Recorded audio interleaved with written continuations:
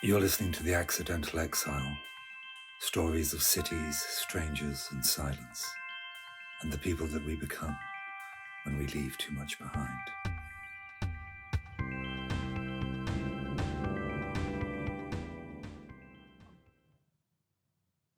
Anna. I'm standing in the meagre shade of a tree in the burning afternoon when I first see her. I recognize her instantly, even though we have never met. She walks just as I imagined she would, with an easy, languid gait. A thin veil of a cotton summer dress, flat-soled sandals, coral-painted toenails. She drapes her arms around my shoulders in a warm greeting. For a second, my eyes and nose are in her neck, taking in her intoxicating scent. Her skin is the colour of light demerara sugar, and in that fleeting moment of physical contact, I see the microscopic golden hairs that form a gossamer sheen across her body. She is as light as a feather, delicate and fine, but she carries herself with confidence. I don't doubt she has force. It's there in her eyes and her face when seen in profile.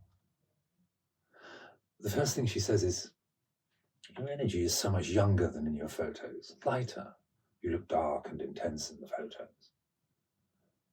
"I was trying to be cool," I reply. "Oh, so you're not a murderer then?" throwing me a dry smile. "No, Anna, you'll be pleased to hear that I am not, in fact, a murderer." Top marks to Anna. With the most forthright opening line of all time out of the way, we drift into the cool shade of a nearby gallery to see the work of a great Japanese artist who worked on the Final Fantasy games. His work straddles the mythologies of both East and West like a latter-day Erte, supercharged into the world of anime and manga.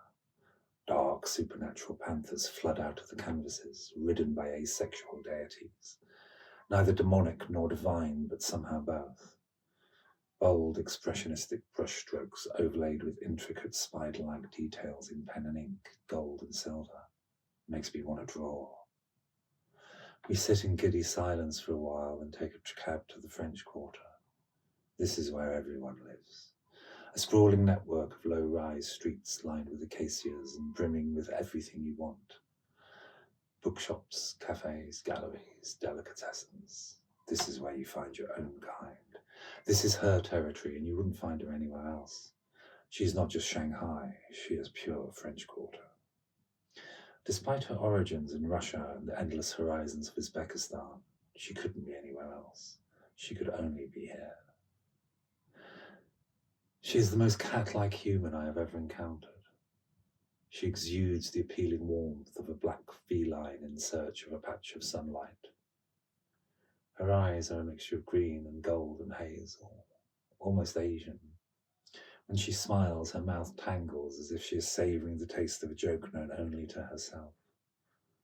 She has a nose that storms out of her face in a way that makes me sigh inwardly, and a bold jawline that would dignify the daughter of a Fatimid caliph.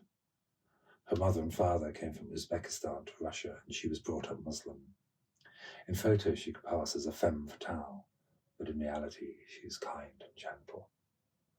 She has an easy way about her and a lazy walk. She is all lithe limbs and velvet edges.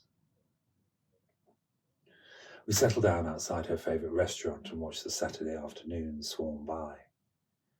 As we had moved towards our table by the sidewalk, my attention was momentarily taken by another white man sitting a few tables away. He sat alone, his countenance grim, balding on top, 5 o'clock shadow, a heavy presence. My body instinctively turned away from him like a rower evading a whirlpool. I didn't think. I just knew not to engage. What's the story there? Sure enough, sometime later, after a glass of wine and some pizza, Anna lit the latest in a succession of brightly coloured cigarettes and leant forward with a slight nod of her head and whispered to me in collusion, "That guy." She uses the term disparagingly. He tried to get with me many times, but I rejected him. He sits there all day and drinks 2 bottles of red wine. Ah, that explains the vibe I had momentarily picked up. How dare I, a new white face, take the spoils that are rightfully his? I am intruding on long-established but wholly imagined territories, intricate webs of overlapping stories. Tread carefully, Finley. You do not know the rules here. You cannot play the game when you don't know the rules. The afternoon succumbs to night, and we bid an affectionate farewell. With an hour to kill before I leave to catch the train, I can take the time to reflect. That guy, the whirlpool, I wonder again what his story is.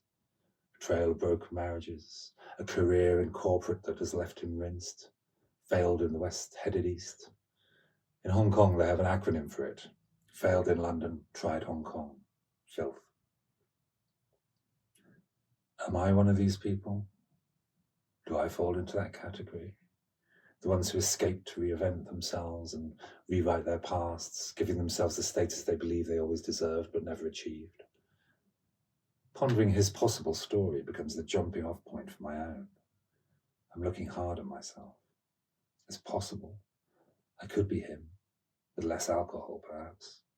But no, I didn't choose this. I didn't commit. I'm just here as long as it lasts. I'm just passing through. But then, we're all just passing through, aren't we?